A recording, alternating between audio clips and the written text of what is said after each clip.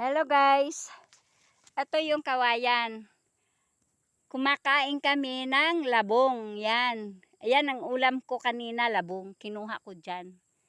Okay, bye-bye. Mayroon na naman akong pupuntahang kapitbahay guys. Bibigyan ko nitong natira. Yung iba, binigay ko na kay Brad Domingo. Ito naman, para dito sa kaibigan ko. Para may gulay sila. Para lumakas din ang katawan nila guys. Yung katawan nila na kung wari nanihina sa sobrang pagod, ang dami ng trabaho, kukuha lang sila ng talbos nito, kakainin nila. Kung gusto naman nila maggulay, haluan na munggo, pwede rin para lumakas din sila. Pero sa madaling salita, ito talaga hindi dapat laging kainin kasi malakas ang vitamins nito guys. Hindi pwede yung mga high blood, hindi pwede. Kailangan, yung kakain nito, yung mga low blood. Yung high blood, kakain ito pa isang bisis lang sa isang linggo. Pero kung okay naman, hindi naman high blood, pwedeng kumain ito araw-araw kahit tag-ilan dahon lang. Kay mabisa ito. Hi sis! Wow, ganda naman na ng bahay mo. Pumunta ako dito kahapon. Wala nang tao. Hello Brad, ang ganda ng upo mo ah. Kanina pa? Oo, wala dito. Baka nanguha ng kahoy sis. Wala. Sis, Oy, ito itanom ninyo. oy. Ako Japanese alukbati to. Oo, para pag gusto mong kumain, pag nanhina ang katawan mo, kumain ka nito kahit 3 talbos lang. Oh? Hilaw, hugasan mo muna bago mo kainin. Pagkatapos, kung gusto mo naman na magluto ka ng sabaw, haluan mo ng dahon nito, pwede rin. Ito, gamot to, pero gulay din to. Ano pangalan Ang niya? tawag nito, Japanese alukbate. Ah, Oo. Ayan Brad, lalo na ikaw Brad, construction ka, kailangan mo yan, pampalakas yan. Yung dugo mo pag mahina, lalakas. Hindi lang pwede dyan yung high blood. Pwede naman high blood, isang beses lang sa isang linggo, pwedeng kumain yan. Pero pagkasigi ng kain yan, ang high blood, hindi pwede, kay malakas pa yan sa baka, pag kinain mo yung baka. Oo, kaya yan, para lang yan sa mga payat, mahinang katawan. Yan. para sa akin pala yan. Oo, gamot yan. Hindi na katawan ko. Oo, Japanese alukbati yan. Bigayan ng hapon. Kaya yan. Ngayon sis, hinaantay ko si mama mo. Kahapon pumunta ako. Oo. Walang tao. Apo na kasi. Ang ginawa ko dyan, sinaraduhan ko yung pintuan nyo. Oo, nakita ko na. Uy, ganda pagkasarado. Sino kaya nagsara? Ako nagsara.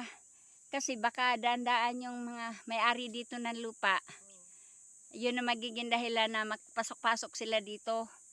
Dapat hindi sila magpasok-pasok dito. Diyan lang sila sa kanila. Diniretso na namin yung bako. Oo. Hanggang doon, papunta sa baba. Diretso nyo na. Oh. Kaya, paisa-isa lang yan, Brad, para dumami. Dito, banda sa may inaarawan. Itatanim na ni brother ng Japanese alukbate. Ang ganda. Kasi, mabisa yan na gamot. Ako, kinakain ko yan kahit hilaw. Kanina, kumain ako kasi pagod na ako eh. Kumain ako na para lumakas naman ako. Dito ka na pala kahapon? Oo, kahapon ako dumating. Hapon ng hapon. Pumunta agad ako dito. Kasi may dala akong kuan, yung labong na niluto ko kasama ng ng langgunisa. Kasi kung itong... Wala naman si sister. Inuwi ko. Kung itong trapal namin hindi lang tutulog, kahit dito na lang kami sana matulog kasi kakapagod kaya akyat baba. Oh, Wala man, basa man. Ulan, tulo. malakas ang tulo. Oh. Doon kayo sa kapilya matulog. Yung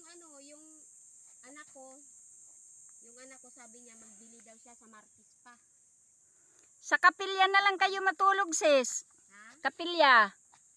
Wala man kaming dala-dalang mga kuan, kumot. Yun lang.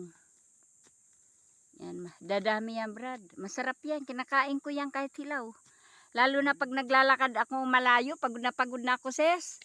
Kakain ako niyan. Ako. Yan, lumalakas ako. Inuman ko isang buting tubig.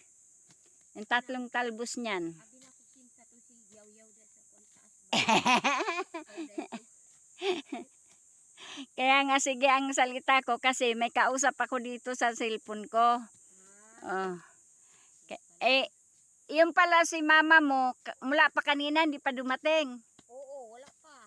Hala, pumunta nga din ako. Baka na malingki guro yun.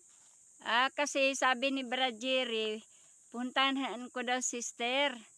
Kasi daw, isama daw nila doon sa pamalingke. Bilhan daw nila ng damit na ukay-ukay. Kumuha na yung damit to. Ang ganda dito, oh guys. Oh, tingnan mo. Ganda. Ang ganda na ng bahay ni Sister Macren. Yan.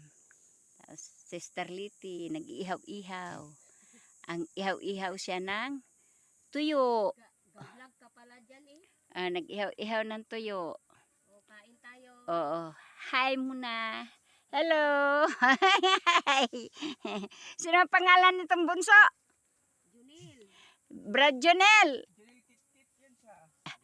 Brad Jonel, saan ka nag-aaral? Sa likaw-likaw na? O, sa liko-likaw na ron. Liko-likaw na po ngayon. Pasok. Ngayon darating pasukan. Magsikap ha para mag-engineer ha. Okay, hanggang dyan na lamang guys. Siya.